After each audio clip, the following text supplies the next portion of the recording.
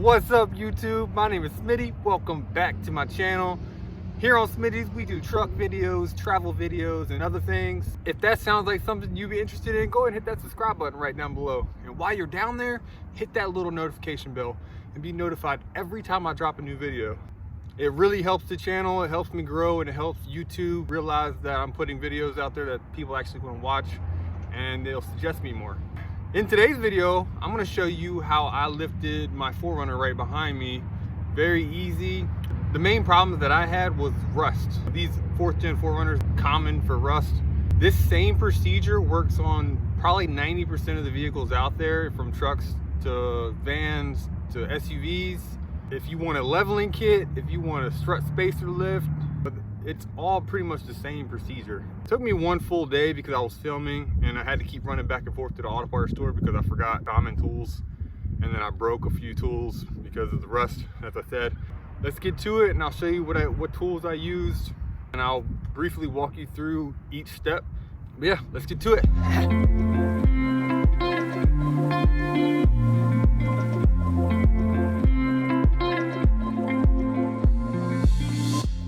All right, so here's every tool I use to do my lift. As you can see, it don't take much to do a lift. The only thing I don't have here is a tie rod puller. Let me go ahead and show you every tool that I use for this job. All right, so what you see here is all the tools that I use to put the lift on, minus a hammer because I broke the hammer, minus a breaker bar, and minus the tie rod puller. The tie rod puller I rented from the auto parts store, so I had to return that. Here's everything you have. You have wrenches, metric, wrenches standard. I got the ratcheting wrenches, as you can see here. Flathead screwdriver, Phillips head screwdriver, some wire cutters, some needle nose vice grips, followed by some standard needle nose pliers, an extension, a 1/2 inch ratcheting wrench, and then all the sockets. This is metric, this is standard. This lift is very, very simple. Do not stress it. Anybody can do it. If you have just a little bit of knowledge, read the entire instructions before you do it. All right, so the first thing you want to do is break free all these nuts. Don't untwist them all the way. Just break them free so when you lift the vehicle, it'll be easy to just get the lug nuts off. Because you don't want to jack it up and try to take these lug nuts off and the wheel's just going to continue to spin. Do it on both sides, both front sides. Crack all the lug nuts, lift your vehicle, you can start the lift. Let's get to it.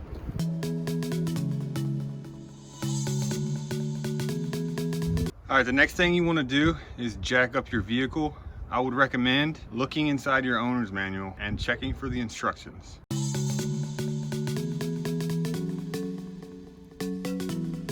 After you jack up the front of your vehicle, go ahead and put it on jack stands, where manufacturer says to put the jack stands. I went to Walmart and bought this jack and these jack stands. After you get it all jacked up and on jack stands, go ahead and take the wheels off.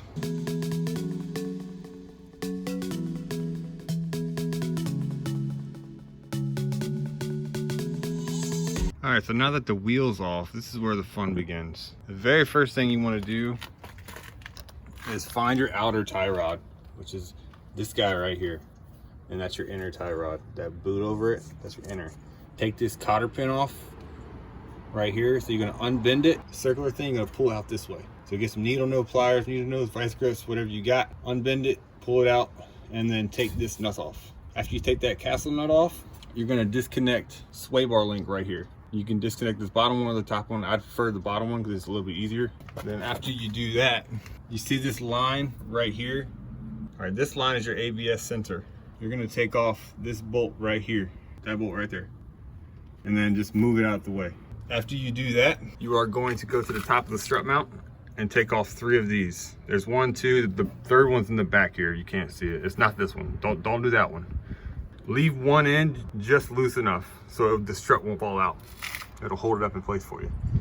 After you get those 3 off, go to the bottom and take off this nut. You're gonna need a socket and a wrench. So you're gonna need both to hold one side and unscrew one side. After you do that, pull the strut assembly out.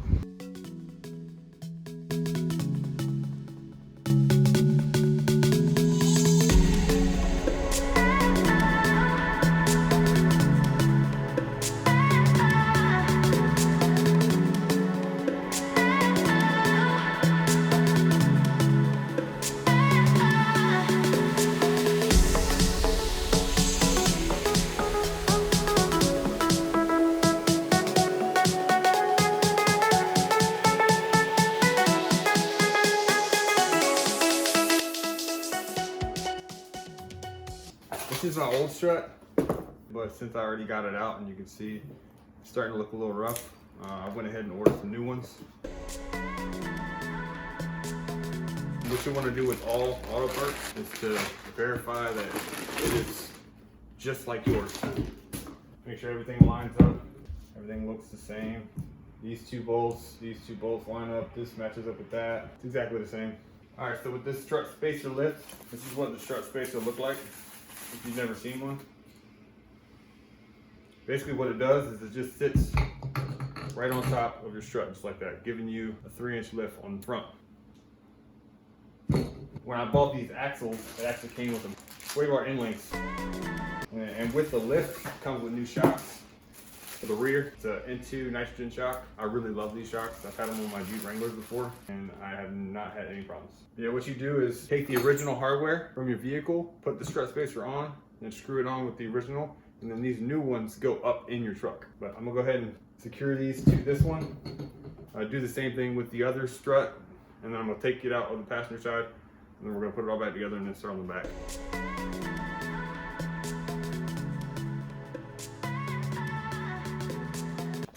So when you're done, this is what it's gonna look like. Torque these down to whatever rough country says it is. You will have to retorque these periodically.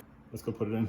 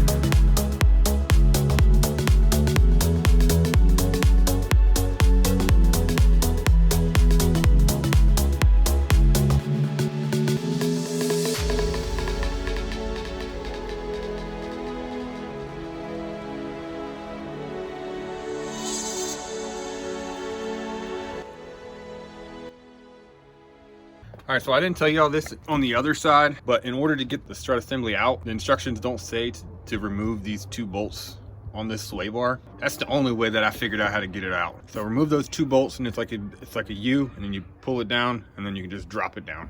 Let's go ahead and do that now.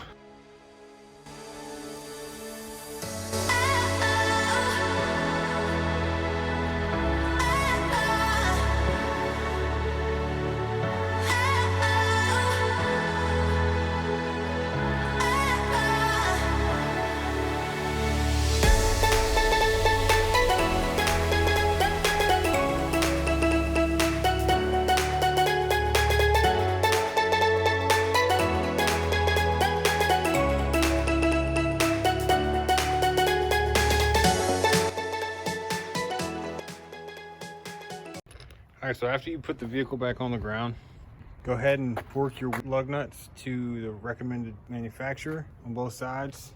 After it's back on the ground, go through and make sure you put everything back together. There's been countless times that I've forgotten a bolt or didn't finish tightening down a bolt. Yeah, just do that and then go ahead and move on to the back. All right, so the same with the front. Go ahead and get ready to start jacking up your vehicle. Jack it up a few pumps. Go ahead and crack all your lug nuts so they're not tight when you try to take them off. And also chalk your front wheels, because your main braking and parking brake is in the rear. So once you jack up the rear, it's not really gonna have a parking brake anymore. Just keep that in mind.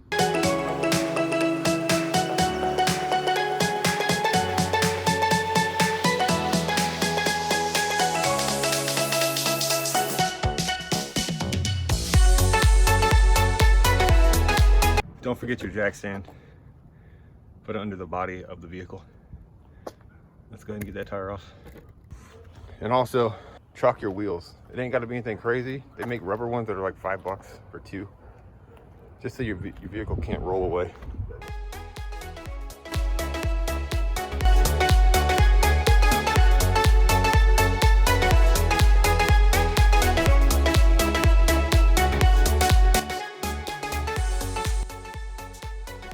All right, so once you get both tires off, I usually use the back of the tire as a seat. You don't have to do that, it's just me. How you do the rear lift is you take off the bottom of this shock. See that bolt right there?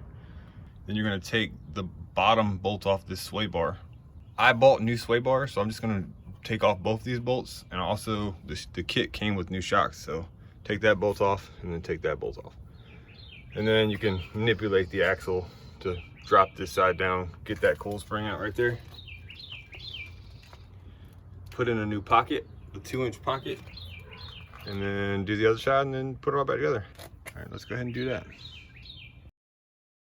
Quick tip, if you're nervous about jacking up your vehicle and putting it on jack stands, you're gonna jack it up high enough so the jack stand will do work, then lower the jack back down onto the jack stands. Then after you're done, give it a shake. As you can see, I'm shaking it pretty hard and this thing ain't moving.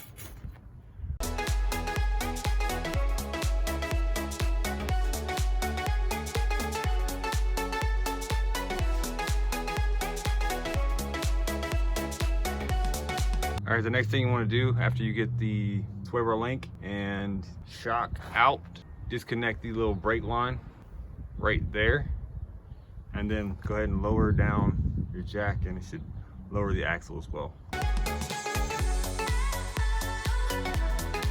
Once you get the axle down far enough, go ahead and remove your spring and then put the spacer that lift comes with and put it all back together. Okay, so this is what your truck rides on in the back. It's called a coil spring. In your original setup, this is what it would look like. Here's your rubber boot, so you don't hear metal on metal. This gives it a little cushion for the spring. What we're gonna do, the new lift kit, we're gonna remove this, and we're gonna put one of these spacer blocks in. It'll look just like this. That'll give you your 2-inch from the nothing. The other things I'm gonna replace are the sway bar links that are in the back.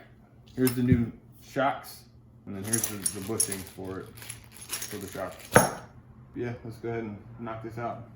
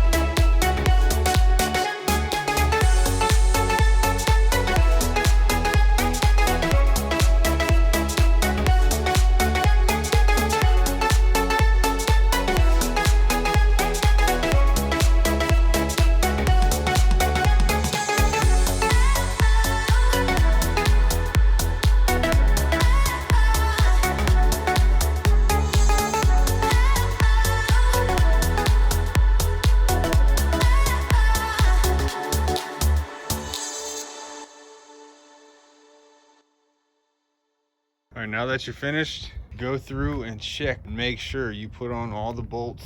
You finish tightening up all the bolts. Then jack up the truck, take out your jack stands on both sides, clean up your tools, take it for a test drive. Listen for squeaks, cracks, bangs, anything that doesn't sound right. And then if you don't hear anything, then you're done. Also, don't forget about your wheel chocks.